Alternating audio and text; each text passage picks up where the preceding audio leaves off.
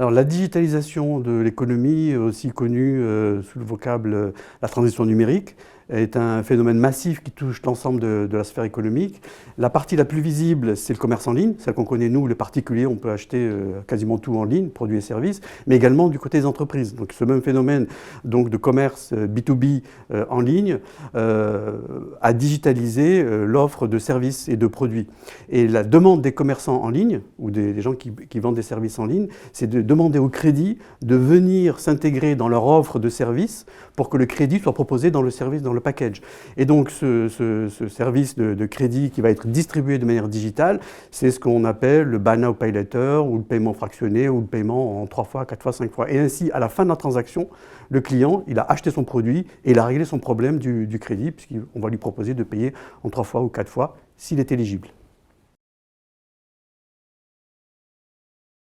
Eh bien, nous, en tant que société de gestion, on fait notre métier de définir une stratégie d'investissement. On va donc définir les critères de risque, ce qui est éligible, ce qui n'est pas éligible, quel niveau de risque, de rendement cible que l'on veut.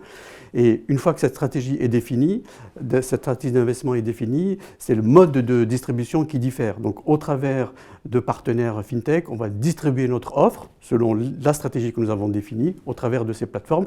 Et notre fonds de dette va ainsi prêter à des entreprises qui font du commerce en B2B, à qui on va proposer de payer en 1 fois, 2 fois, 3 fois.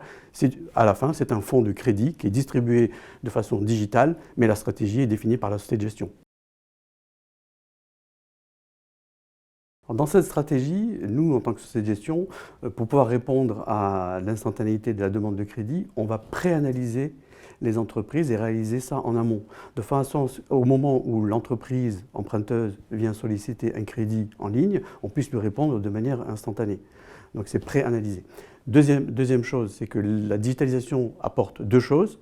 D'une part, l'accès à beaucoup plus de données, l'accès aux données, à la data, grâce à l'open banking, grâce à l'open data. L'open banking fait que vous pouvez accéder au comportement de l'entreprise sur son compte bancaire, et ce qui enrichit votre propre analyse. Et deuxièmement, l'instantanéité fait que vous pouvez accéder à cette information de manière instantanée au moment de l'octroi du crédit, mais aussi au cours du suivi, puisqu'à tout instant, vous savez si l'entreprise elle est interdite sur tel ou tel site d'interdiction d'embargo de l'Union européenne, etc. Et donc vous pouvez faire le suivi de vos entreprises de manière instantanée et continue. Pour l'investisseur, sa stratégie d'investissement apporte 3 choses.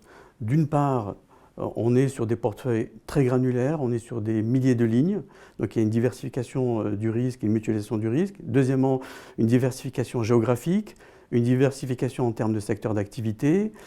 Le deuxième aspect, c'est qu'on est sur des horizons courts, donc on est sur des horizons de 1 mois, 2 mois, 3 mois, on est sur à peu près ces maturités, ce Buy Now Pay Later. Et ensuite, un surplus de rendement qui est apporté par la dette non cotée. Et ce surplus de rendement est octroyé et provient soit de l'emprunteur qui paye des intérêts ou de la plateforme qui va prendre en charge les intérêts si elle veut offrir ce service à ses clients. Cette stratégie est accessible via un fonds qui a été monté par le groupe. C'est un fonds hybride qui à la fois allie 2 expertises du groupe Siena, à la fois l'expertise dette privée, ce dont on vient de parler aujourd'hui, et l'expertise gestion dette cotée.